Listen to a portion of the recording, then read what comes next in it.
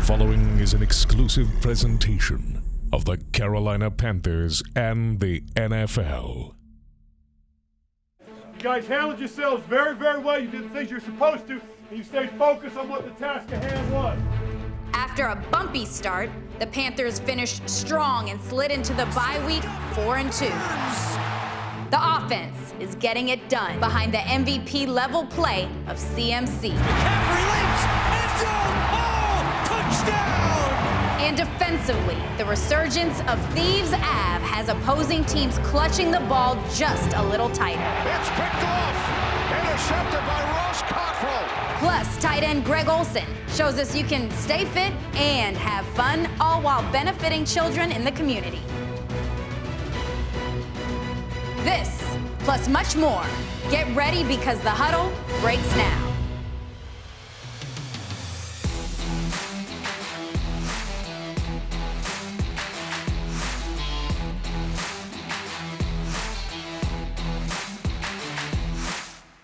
This is the Carolina Panthers Television Network, and you've stepped into the huddle. The Panthers Huddle with Ron Rivera and your host, Jacinda Jacobs. Brought to you by Power Home Solar. Welcome inside Panthers Huddle. I'm your host, Jacinda Jacobs. If you've been paying attention at all this season, I know you've noticed a lot of chatter surrounding our Carolina Panthers. I mean, you can check out any social media platform. Fans are weighing in everywhere, and they're all throwing in their 2 cents. But what do the players really have to say for themselves? We hear them in our Bojangles Rewind. The guys are mic'd up, and they have a lot to say. Woo! Two-time Chad. Chad. No, Go, buddy. Have a day. First and goal from the 5. Give to McCaffrey. Trying to get around the right side. He does. McCaffrey leaps. End zone. Oh, touchdown. That's what I'm talking about. Hey. There you go, buddy. Third down. Watch Christian McCaffrey at the bottom of your screen. We're down at 7. Allen, McCaffrey.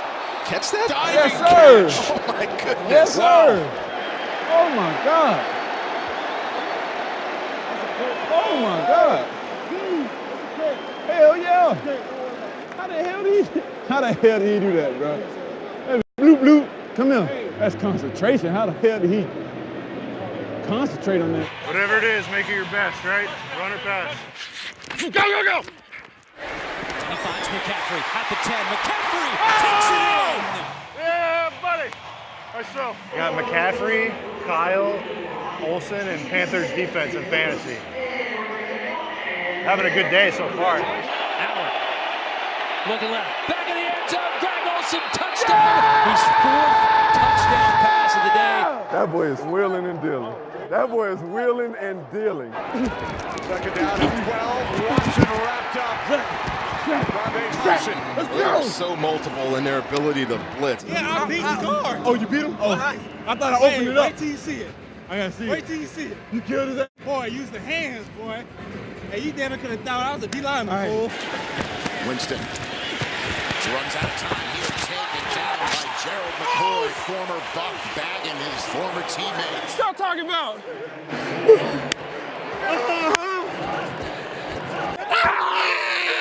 They can't block. Hey, tell whoever is listening, listen up close. Spider-Man not seeing Batman. That's correct. Bro, we'll have this after the game. We gotta have it right today. now. Hey, just want you to know. He lying. Whoever listening to he lying. Spider-Man is the best and always will be the best. Here's his latest pass attempt, and it goes down. That is Brian Burns, the rookie out of Florida State. You might really be Spider-Man, bro. Your spider senses was tingling. Please make them pass the ball. Make them throw the ball past 10 yards. DJ, they gonna try to get you, they say. Murray goes to the air, and Murray picked off Dante Jackson again. They went to the wall one too many times. Come on, no, come on. No, go, come on. These! The boys out there lurking. But if we cover him up and give Christian somewhere to go, the guy is unbelievable. Go! It's it off to McCaffrey. There he goes. It's a C-Mac attack. McCaffrey, one man to beat. McCaffrey all the way. How far was that run? 84. That's the longest run in franchise history. We said it 2 weeks ago with the 76-yarder. You guys breaking his own record. Let's just keep rushing, bro.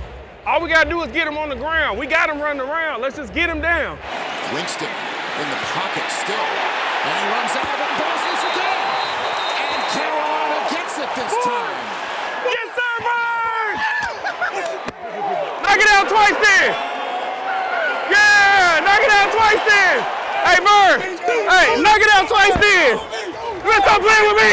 You better stop playing with me.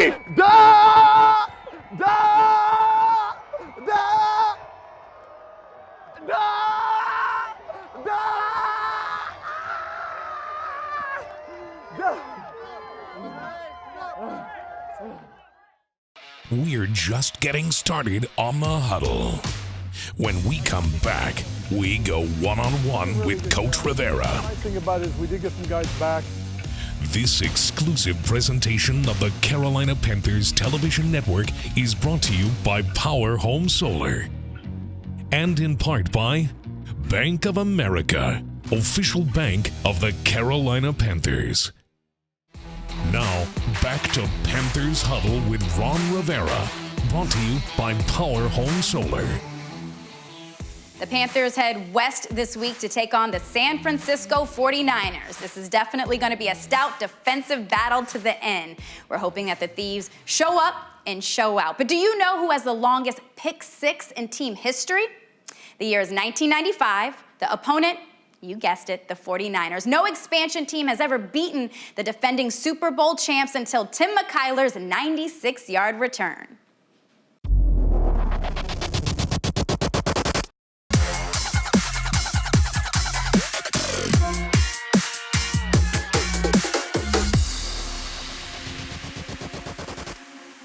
Here's Gerbach the pass, pumps, rushes, throws, picked off. McKyer down the near sideline. He's got one man to beat. He's to the 35, to the 40. Tim, don't run out of gas. To the 30 of the Niners, to the 20. Kiss him bye-bye. McKyer's got a touchdown.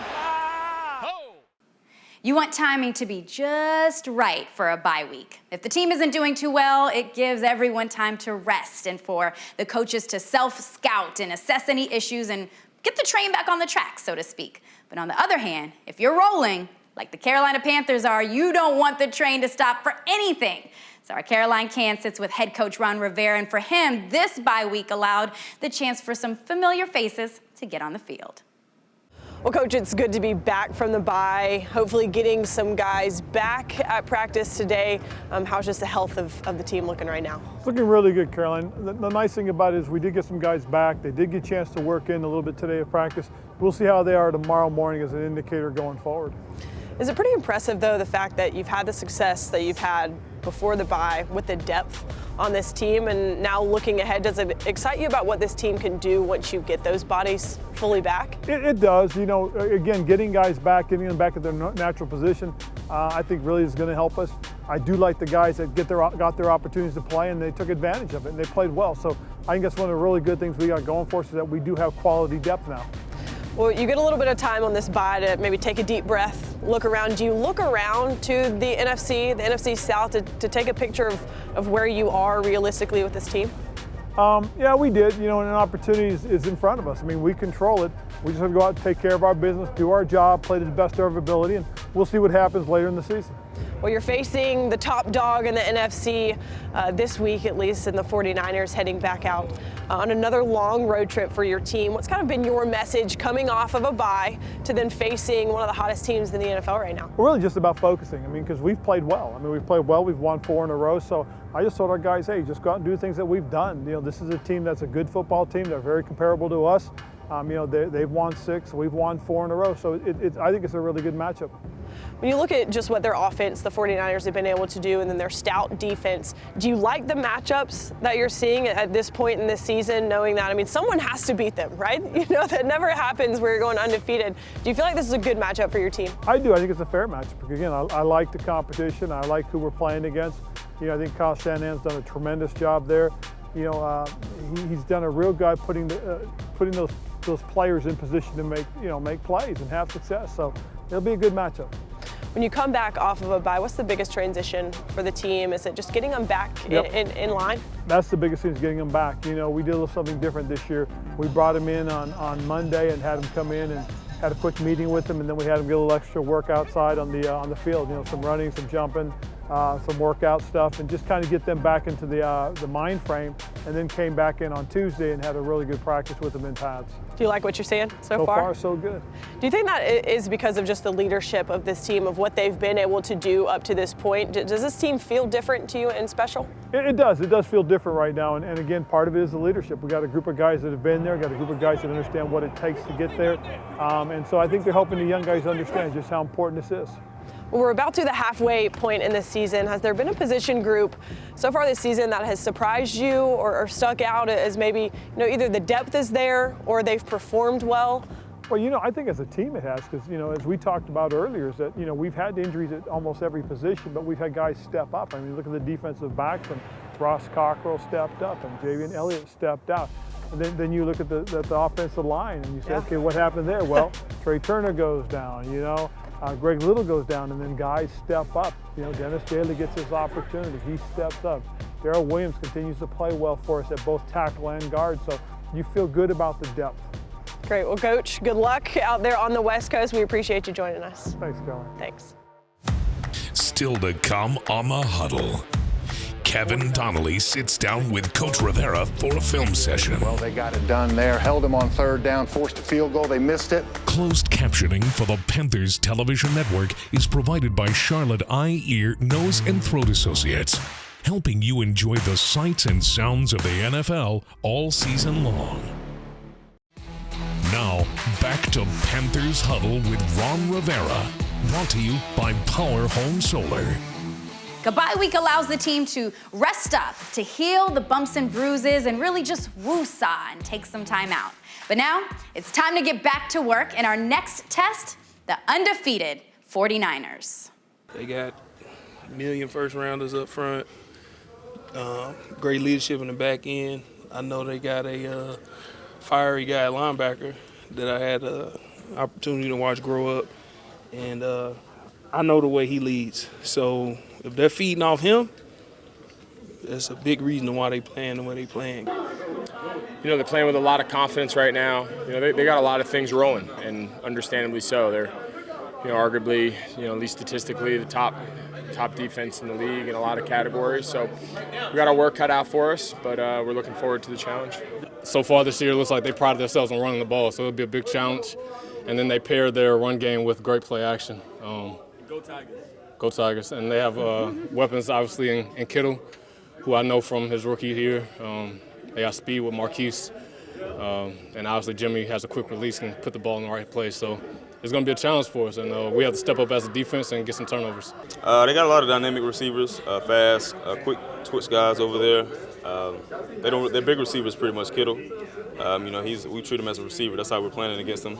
And they got some explosive guys over there, so we got to be prepared. When you go into a game like this, especially against an offense like San Fran, that's your primary focus, because you can say you think about it, but once the game kicks in, the only thing you're worried about is playing against San Francisco and the offense they have, and I think they do some really good things. You have guys in the back like Richard Sherman and the linebackers. They play really hard.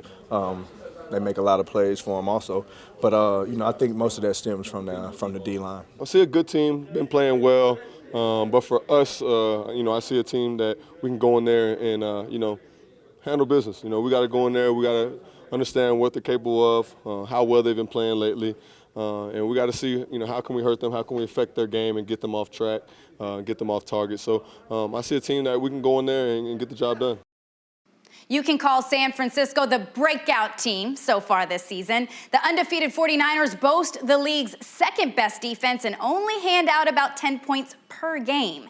So Panthers legend Kevin Donnelly sits with head coach Ron Rivera to break down the 49ers defense. All right, Coach. 49ers this week, 6-0, looking pretty good. Listen, they just played a slugfest basically against the Washington Redskins in Washington, It rained like crazy. It was a sloppy game. Kind of harkens back to that first victory you got here in, against the Jaguars in that rain. It was my first victory, and it really turns into a slugfest because, you know, both teams want to control the ball. They don't want to turn over, so everything they do is going to be smashed up inside. That's what you see. You see some really good physical football by the 49ers. Yeah, we'll take a look at some of this film from the Redskins game, and as we look at this first play here, Redskins couldn't do anything. They come to run a shovel pass, and they mug the front. So because they mug the front, it might have changed the blocking pattern, because what happens is they let Bosa go completely free, okay? Don't block him. If they kick him out, they might have something here. But again, they mug the front, and it probably changed their blocking schemes. So that little tweak right there caused some indecision by that guard. I've been a right guard. I know this job. Don't pass up a color that's right in the hole, Coach. Again, they're mugged. They're schemed to mug up front. In other words, put two linebackers in those A-gaps, create a little indecision. So still scoreless. This team has been phenomenal holding teams to 10.7 per game. Second in the league, Coach. Talking about being aggressive in terms of linebacker play. There's a chance for the linebacker to scrape and make a play or run through. They should, and this is what you're going to get from here. You'll see the linebacker's going to run through the B gap, create a little bounce here by the running back, and then Bosa is going to make the play. Alexander's sitting right there just running through and forcing the play to be made. When you think about it, that's Bosa 2 impact plays. This is a young player with 4 sacks on the year. He's made a difference. He's been very active for what style of defense they're playing. Their base is a 3-4 for the most part. Then when they get into the nickel package, they go to a 4-man front and try to rush the passer, put pressure on the passer that way. Well, let's take a look at this. The D-line can apply pressure in different ways too. Up front here, probably just some miscommunication here, Coach. Definitely some miscommunications. Again, just understanding that, they had it blocked up on the inside, but again, didn't hear the snap count or whatever, and for whatever reason, he doesn't kick back to wash the guy over the top. But this quarterback had a little bit of time. They have man coverage. The tight end's going to be open. He's going to run away from the coverage, and they had a chance. So again, there are some things that you may have opportunities against these guys, but you can't make mistakes. Well, another 3rd and 5, still scoreless for Washington. They put up a donut in this game. And this one here is another special move. You see 91 just blows right by the guard here. When you mug the front, they ID it. They're going to turn their line this way. They're going to put the back up here to take the linebacker if he comes. Again, they have a chance to protect it. All you got to do is do your job and understand what they're trying to do. They really just bluff the extra man coming. And again, just understand what my technique is, what my responsibility is. You can't let guys free like that, Coach. He's too big and strong. No, you can't. And again, they had an opportunity to have somebody getting open across the middle of the defense, but if you don't give your quarterback time, you're not going to convert. All right, before we go, we let you get back to scheming up this team. This team has a great rushing attack. I think they're number 2 in the league in rushing this year, but you can't go to sleep on their quarterback. He'll make you pay too. Exactly, and here's an example about being smart about the coverage you're playing. They're going to be in a man coverage here, and again, you're going to see guys turn their backs on their coverages, and when you do that, Jimmy Garoppolo is smart enough to understand what you're trying to do, and he'll just tuck the ball and go for the run. And again, be aware. This is a drop-down player. He's a robber or hole player. He's coming from depth. He's the guy that's got to be responsible. He's got to have vision as to what's going on. His real main purpose is to come down into the hole of the defense and look for crossing routes, but he should also be the guy that's got vision on the quarterback. Well, Coach, a tremendous opportunity for you guys this week with going against them, undefeated this year. It's got to be fun heading into this week. Good luck against the 49ers on Sunday. Appreciate it. This exclusive presentation of the Carolina Panthers Television Network is brought to you by Power Home Solar and in part by Bank of America, official bank of the Carolina Panthers. Now, back to Panthers Huddle with Ron Rivera, brought to you by Power Home Solar. Well, on the field, Greg Olsen shines as a tight end, but off the field is where he shines the most. The Hardest Yard was founded by Greg and his wife after their son TJ was born with a congenital heart defect. So this organization, alongside the Levine Children's Hospital, holds many events to walk alongside families who have children with CHD. So in this week's Co-Community Spotlight, Greg shows us that a little yoga can go a long way. Namaste. Kara and I are very excited. Last year, we were able, through our foundation and through events like this, we were able to pledge $2.5 million, and we're going to spearhead. That money is going to be used for the expansion of the Hardest Yard. So thank you to the Panthers for you guys allowing us to do this here.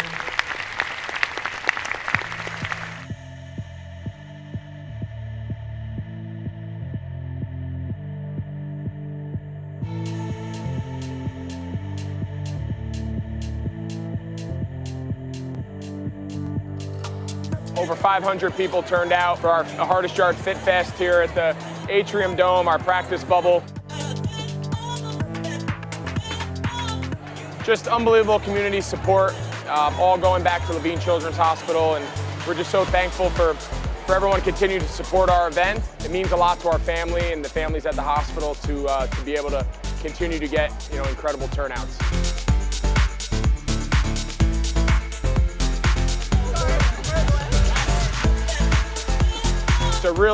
It's a really cool event that we think has the ability to really grow, and I think a lot of people had a great time.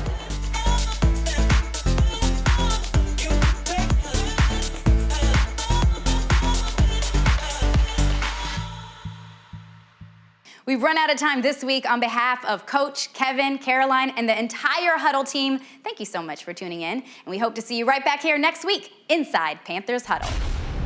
You've been watching the Panthers Huddle, a copyrighted presentation of the Carolina Panthers and the NFL.